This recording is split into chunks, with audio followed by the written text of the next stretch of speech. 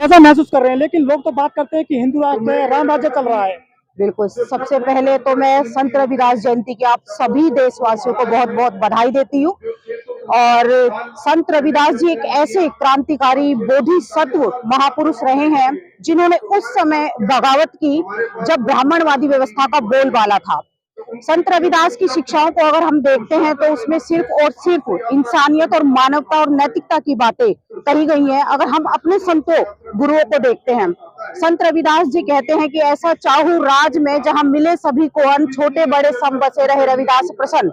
यानी कि वो एक ऐसे राज की मांग कर रहे थे जहां पर सभी लोग एक समान हो, सबको भरपेट भोजन मिले, सबको कपड़ा मिले, सभी के साथ समान व्यवहार हो, किसी के साथ कोई भेदभाव ना हो। और जब हम डॉक्टर अंबेडकर के संविधान की प्रस्तावना को देखते हैं तो हमें लगता है कि संत रविदास के जो सच्चे शिष्य डॉक्टर बाबा साहेब अंबेडकर ने उनके सपनों को साकार करने का काम किया है, क्योंकि संविधान में सबको समानता और बराबरी, बंधुता और भाईचारे की बात कही गई है जी। लेकिन धर्म कितना मजबूत हुआ है रविदास जी को लेकर अगर बात की जाए तो? सर, ये जो धर्म है, जो संत रविदास जयंती में जिस आप देख सकते हो कि जगह जगह पूरे देश में या मैं कहूँ कि विदेशों में भी आज रविदास जयंती मनाई जा रही है। और कहीं ना कहीं आज भी हमारे महापुरुषों का असर लोगों के ऊपर है। तो इसीलिए आप देख सकते हैं कि जन जागरूकता अभियान जो संत रविदास जी ने किया, आज वही काम करने की ज्यादा जरूरत है। उन्होंने जगह जगह जाकर लोगों को ब्राह्मणवादी व्यवस्था के बारे में बताया, उनके ढकोसलों के बारे में बताया, उनके पाखंड अंधविश्वास के बारे में उन्होंने बताया और लोगों को जागरूक करने का काम किया। और कहते हैं कि इस देश में जब जब किसी भी महापुरुष ने लोगों को जगाने का काम किया, इस देश के एंटीनाधारियों ने, तिलकधारियों ने उनकी हत्या करा दी। और जब संत रविदास जी ये काम कर रहे तो राजस्थान के चित्तौड़ के किले में उनकी निर्मम तरीके से हत्या कर दी गई। लेकिन उन्होंने धर्म की पोल खोली थी, मनुवाद की। वो तो मनुवाद तो मजबूत हो रहा है देश में। बिल्कुल, मनुवाद मजबूत तो हो रहा है, लेकिन मैं आपको बताना चाहती हूँ कि शुरू से ही इस देश में दो विचारधाराएं चलती हुई आई हैं। एक ब्राह्मणवादी विचारधारा, दूसरी श्रमण संस्कृति। तो ब्राह्मणवादी जो विचारधारा है कि खाओ पियो और मौज करो, जबकि श्रमण संस्कृति जो है वो सिर्फ और सिर्फ कर्म पर जोर देती है कि करोगे तो ही आपको फल मिलेगा। श्रमण संस्कृति तो हमारे महापुरुषों की संस्कृति वही रही है जी। लेकिन आज जो मनाया जा रहा है, जयंती मनाई जा रही है, उस तरह से लोग इकट्ठे नहीं हो रहे। जिस तरह जय श्री राम के नारे लगाने चले जाते हैं, शोभा यात्राओं में चले जाते हैं, कहाँ गई वो भीड़ जो संत रविदास जी को मानती है? नहीं, लोग इकट्ठे हो रहे हैं। आप देखोगे कि पूरे देश में प्रोग्राम हो रहे हैं और सभी लोग बटे हुए हैं। लेकिन मुझे ऐसा लगता है कि जो संत रविदास जी ने कहा है, हमें आज वही काम करने की ज्यादा जरूरत है। अंधविश्वास, पाखंडवाद, ब्राह्मणवादी व्यवस्था को हमको ठोकर मारनी होगी। हमको इन सारी चीजों से दूर रहना होगा, तभी हम अपने महापुरुषों के सपने को भी साकार कर सकते हैं, जिन्होंने सबसे ज्यादा जो प्रहार किया वो जातिवाद के ऊपर किया। उन्होंने कहा कि जाति कभी नहीं जाती। जिस तरीके से केले के पत्ते के अंदर फिर पत्ता होता है, फिर पत्ता होता है, फिर पत्ता होता है, वो जाति कभी नहीं जाती। और आज भी देखे जातिवाद बहुत मजबूत है।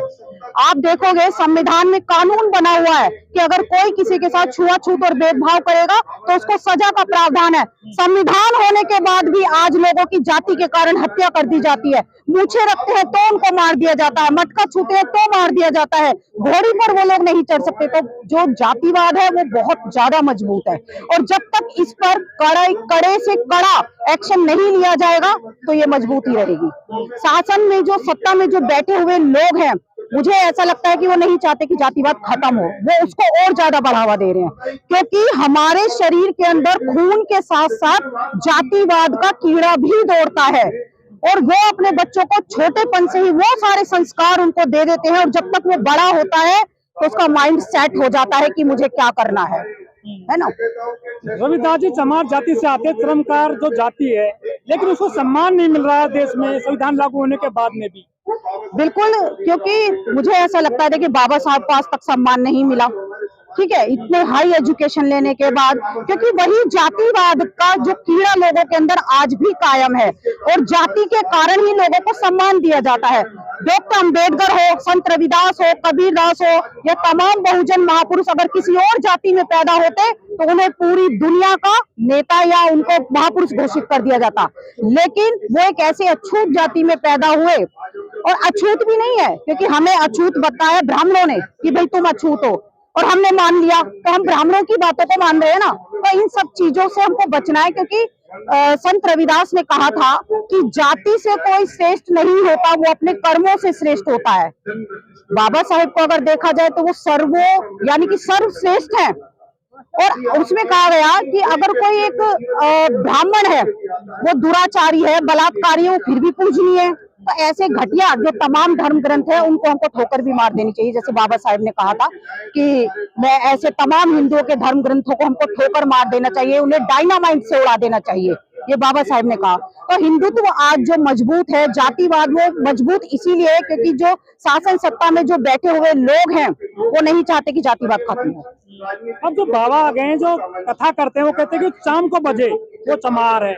ये तो आदमी चमार को नीच बताते हैं। आजकल के जो कथावाचक हैं ब्राह्मण है। राम भद्राचार्य ने कहा जो राम को नहीं भजता वो चमार है। लेकिन मुझे ऐसा लगता है कि जो राम को नहीं भजता वो चमार है। अब वो खुद हॉस्पिटल में पड़ा हुआ है।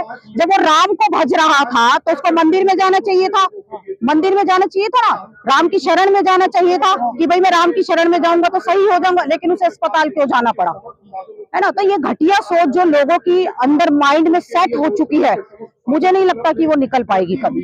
जो चमार जाति है उसको सम्मान नहीं मिल रहा है, जो एट्रोसिटी घटनाएं हो जाती है देश में भी आखिर ये जातिवाद खत्म क्यों नहीं हो रहा है जाति को लेकर? जब तक इस पर कड़ा एक्शन नहीं लिया जाएगा, क्योंकि बाबा साहेब ने संविधान बनाया और संविधान के अंदर की आपके साथ अगर कोई छुआछूत भेदभाव करता है तो वो सजा का भागीदारी होगा। लेकिन जब शासन सत्ता में लोग बैठे हैं वो खुद ही जातिवाद करते हैं। भारत रत्न की अगर बात की जाए तो भारत रत्न, देखिए बाबा साहब को जरूरत नहीं है कोई भी रत्न लेने की, वो तो विश्व रत्न है। लेकिन इतने समय बाद उनको भारत रत्न दिया गया। ये तमाम जो हमारे और बहुजन महापुरुष है उनको देने में इतना समय लगाया गया। तो ये जातिवाद का कीड़ा इनकी मानसिकता में घुसा हुआ है, वो निकलने वाला नहीं है। आपकी नजर में तुलसीदास ज्यादा प्रसिद्ध है या संत रविदास ज्यादा प्रसिद्ध है? इनका साहित्य क्यों नहीं आया आम आदमी के नजदीक? देखिए स्कूलों में जो पढ़ाया जाता है और जो लिखते हैं लोग, वो भी सारा इन्हीं ब्राह्मणों ने लिखा है, सारा इन्हीं ब्राह्मणों ने ही लिखा है और वही हमारे बच्चे पढ़ रहे हैं। अगर हम अपने बच्चों को बताएंगे कि ऐसा नहीं वैसा है वैसा, तो वो बहुत जल्दी इस पर विश्वास नहीं करते हैं। वो ये सोचते हैं कि जो टीचर ने पढ़ाया वही सही है, वो हमारी बातों पे भी विश्वास नहीं करेंगे। लेकिन हमको अपने बच्चों को छोटेपन से ही अपने महापुरुषों के बारे में बताना चाहिए, तभी उनके माइंड में ये बात होगी कि हाँ भाई डॉक्टर अम्बेडकर थे, संत रविदास थे, कबीरदास थे, है ना। क्योंकि जो सिलेबस में जो बताया जा रहा है वो तो वही लोग लिख रहे हैं। लेकिन चमारों जाटवों में बहुत एक थोड़ा सा विवाद रहता है कि गौतम बुद्ध को पूजें या संत रविदास को पूजें। देखिए महापुरुष हमारे जितने भी हैं उनको पूजने की जरूरत नहीं है, मानने की तो बात है ना, फॉलो करने की बात। उनको उनका अनुयायी हमको बनना है। वो संत रविदास को नहीं मानते ना? नहीं, ऐसा नहीं है। मैं बौद्धिस्ट हूँ, मैं संत रविदास को मानती हूँ क्योंकि विचारधारा राज करती है। आप लोगों ने सुना होगा कि बाबा साहेब ने कहा था कि खून के रिश्तों से भी ज्यादा बढ़कर होते हैं विचारों के रिश्ते। बाबा साहेब ने जिनको अपना गुरु माना, तथागत बुद्ध को, कबीर साहेब को, ज्योतिबा राव फूले को, वो उनके खानदान के नहीं थे, वो उनके रिश्तेदार नहीं थे, वो ओबीसी समाज के थे। लेकिन उनकी विचारधारा को उन्होंने अपनाया और उन्हीं की विचारधारा को वो आगे लेकर के गए और एक इतिहास उन्होंने बदल दिया। आपके महापुरुष बाबा साहब डॉक्टर अम्बेडकर हैं या संत रविदास है? नहीं, मेरे संत रविदास जी भी हैं, बाबा साहेब भी हैं, क्योंकि गौतम बुद्ध भी है, क्योंकि उन्होंने उनकी विचारधारा को आगे बढ़ाया ना। जो विचारधारा इंसानियत और मानवता की बात करती है, जो विचारधारा समता, मैत्री, करुणा की बात करती है, उन्होंने उन्हीं विचारधारा को वो आगे लेकर के गए और संविधान उन्होंने बना दिया कि इस देश में प्रत्येक व्यक्ति एक समान है, कोई छोटा नहीं है, कोई बड़ा नहीं है। आपने देखा होगा कि वोट के माध्यम से जो अधिकार वोट का इस देश के प्रधानमंत्री की कीमत है, वो एक चपरासी के अधिकार की भी है। तो सबको एक समान बाबा साहेब ने संविधान के माध्यम से कर दिया, कोई छोटा नहीं है, कोई बड़ा नहीं है। यहाँ से मोदी जी आते चुन करके वाराणसी में प्रतिमा तोड़ दी गई कल रात में संत रविदास जी की। देखिए मोदी जी जो चुन के आ रहे हैं वो सबको पता है कि ईवीएम के माध्यम से आ रहे हैं और जब तक ईवीएम रहेगा तब तक मोदी जी रहेंगे, क्योंकि शासन सत्ता में बैठे हुए जो लोग हैं उनके अंदर का डर खत्म हो गया है कि मैं जनता के लिए काम नहीं करूंगा। क्योंकि बाबा साहेब ने भारत में लोकतांत्रिक प्रणाली दी और लोकतंत्र में जनता का जनता के लिए जनता के द्वारा शासन, यानी कि जनता की बात होनी चाहिए थी। लेकिन इस देश में जनता की बात नहीं हो रही, क्योंकि वो जानते हैं कि जनता मुझे वोट दे या ना दे, फिर भी मैं ईवीएम के माध्यम से शासन सत्ता में पहुंचूंगा, जो कि आज हो रहा है। आज बड़े पैमाने पर ईवीएम का विरोध किया जा रहा है और सभी लोग उसमें सपोर्ट कर रहे हैं, क्योंकि ईवीएम के माध्यम से गलत लोग शासन सत्ता में पहुंच रहे हैं, जो धर्म विशेष को बढ़ावा दे रहे हैं, जो व्यक्ति विशेष को बढ़ावा दे रहे हैं, जो पूंजीपतियों के लिए काम कर रहे हैं, जो अपने स्वार्थ के लिए काम कर रहे हैं, वो जनता के हित में काम नहीं कर रहे। राम राज्य बताया जाता है, हिंदू राज चल रहा है, तो ऐसे में कहाँ देखती हैं आप संत रविदास जी की जो पूरा संदेश है? देखिए, हिंदू राष्ट्र तो ये कभी नहीं बनेगा, क्योंकि भारत में धर्मनिरपेक्ष देश है, ये सभी जाति धर्मों के लोग इस देश में रहते हैं, तो हिंदू राष्ट्र तो बहुत सोचिए मत कि ये बनेगा।